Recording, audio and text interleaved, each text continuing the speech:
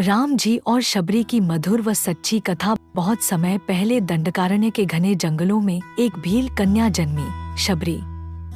वह जन्म से गरीब थी, लेकिन मन से बहुत निर्मल। गांव में जब भी कोई शादी या उत्सव होता, शबरी चुपचाप वहां काम करने पहुंच जाती।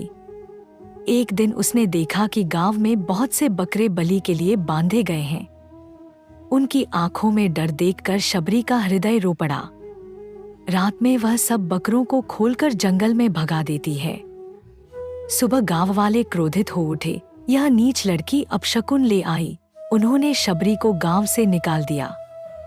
अब उसके पास कोई घर नहीं था, कोई अपना नहीं था, लेकिन उसके भीतर करुणा और प्रेम का दीप जल उठा था। भटकते भटकते शबरी मातंग ऋषि के आश्रम पहुंची। ऋषि ने पूछा, कौन हो कन्या? शबरी ने आंसू भरी आंखों से कहा, मैं अज्ञानी भील कन्या हूँ, आश्रय चाहती हूँ।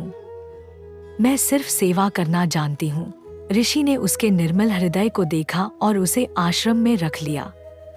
वहाँ वह रोज सुबह सुबह उठती, ऋषियों के लिए जल लाती, आश्रम साफ करती, फूल चुनती और भोजन बनाती। धीरे धीरे उसका जीवन सेवा और भक्ति का पर्याय बन गया। एक दिन मातंग ऋषि वृद्ध हो गए। उन्होंने शबरी से कहा, बेटी, मैं अब शरीर त्यागने जा रहा हूँ, लेकिन एक दिन स्वयं भगवान श्री राम यहाँ आएंगे। तुम प्रतीक्षा करना, वो तुम्हें दर्शन देंगे। यह सुनकर शबरी की आंखों से आंसू बह निकले। उसने प्रण लिया, जब तक प्राण रहेंगे मैं अपने प्रभु की राह देखूंगी। ऋषि ने उसे आशीर्वाद दिया और समाधि में लीन हो गए। अब शबरी के जीवन का एक ही उद्देश्य रह गया, प्रभु की प्रतीक्षा। हर सुबह वह नदी से जल लाती, आश्रम को सजाती, फूल बिछाती। वह हर दिन यह सोचती, शायद आज मेरे राम आएंगे। साल गुजरते गए, ऋतुएं बदलती रहीं, पर शबरी की आस न टूटी। उसके बाल सफेद हो गए, पर विश्वास अटल रहा। कभी कोई पथिक आता तो वह पूछती, क्या तुमने कहीं श्री राम को देखा है? सब हंस देते, राम कहाँ इन जंगलों में आएंगे? पर शबरी मुस्कुराती, मेरे गुरु ने कहा है, वो जरूर आएंगे। एक दिन दंडकारण्य के उसी जंगल में भगवान श्री राम और लक्ष्मण पधारे। सीता माता रावण द्वारा हरण किए जा चुके थे और दोनों भाई उनकी खोज में थे। तभी उन्हें दूर धुएं का गुबार दिखाई दिया। वह शबरी का छोटा सा आश्रम था। शबरी ने जैसे ही दोनों को देखा, वह दौड़ पड़ी। उसकी आंखों से आंसू बहने लगे। वह बोली, प्रभु, मेरे गुरु का वचन आज सत्य हुआ। उसने प्रभु के चरण धोए, फूल बिछाए और आसन दिया। फिर शबरी ने सोचा, मेरे पास क्या है देने को?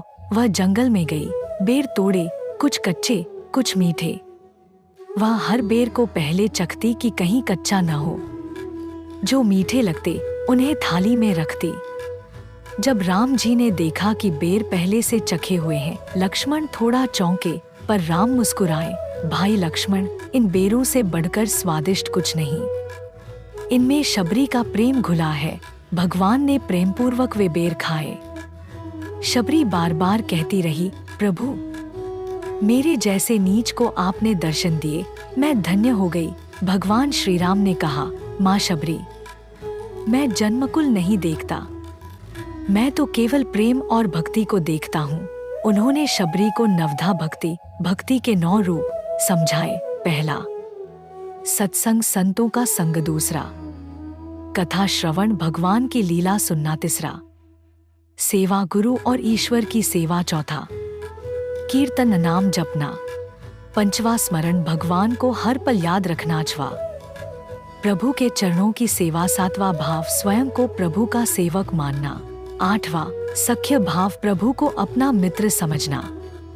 नौवां, संपूर्ण समर्पण करना। राम बोले, जो इनमें से किसी एक को भी अपनाता है, वह मुझे पा लेता है। शबरी की आंखों से अश्रुधारा बहने लगी।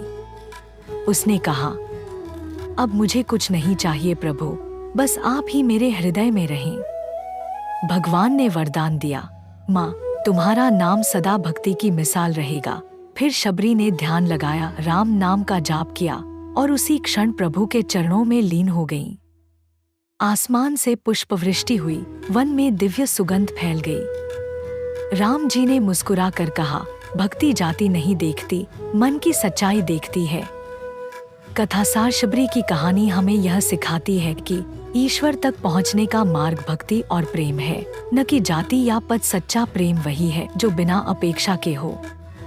प्रतीक्षा लंबी हो सकती है, पर जो विश्वास रखे, भगवान स्वयं उसके द्वार आते हैं।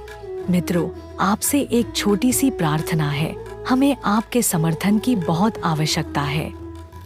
अगर आपने साथ नहीं दिया तो हमारी ये भक्ति कथाएं आप तक पहुंच ही नहीं पाएंगी। इसलिए कृपया चैनल प्रिय श्री जी को सब्सक्राइब कीजिए, ताकि जब भी प्रभु की कथा का स्वर गूंजे तो सबसे पहले आपके दिल तक पहुंचे। जय श्री राम।